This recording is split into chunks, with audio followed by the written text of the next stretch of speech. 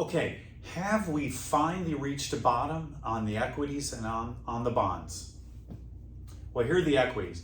I know I've gone over this multiple times with you, this graph, but let's focus in over here.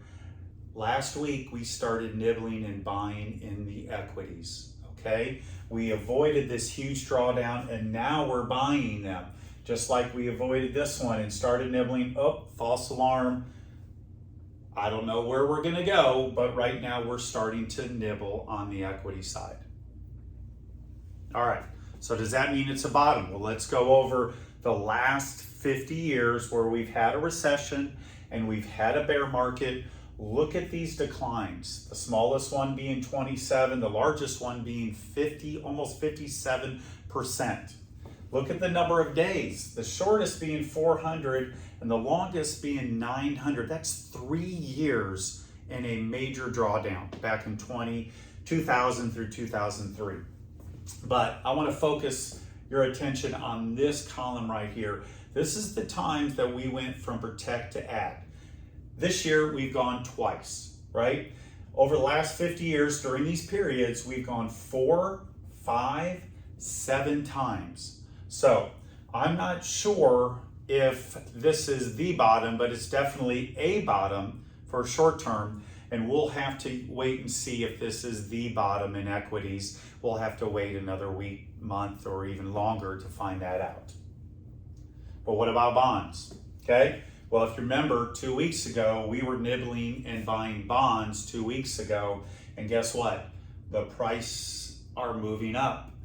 Okay. So far so good on the bonds. Okay. And the good news is we avoided this major drawdown because we went to protect mode really at the beginning of this year, and now we're starting to nibble and buy bonds. Okay, so we avoided this huge drawdown of 13% on bonds on a buy and hold.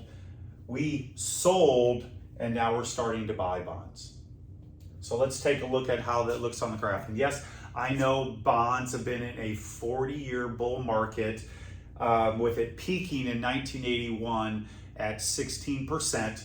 So yes, I understand all that, but let's take a look at the periods where we've had some drawdowns on bonds. 2008, there was almost a 15% drawdown. Number of days, 49, it basically bounced and did a V-shaped recovery. We had a small little drawdown in 2013, 16, 17, 4%, but let's focus on 2022.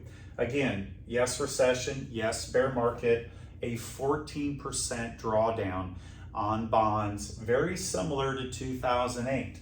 But look at the number of days. We were so low on interest rates over the past year, they have just been going up, which broke this bull market, okay? So you can look over here, we've gone through protect and add twice on bonds and twice on equities. Again, I'm not sure how many more times we're gonna go, or is this the bottom or not, but I can just tell you it is a bottom, and so far so good on buying selective equities and bonds.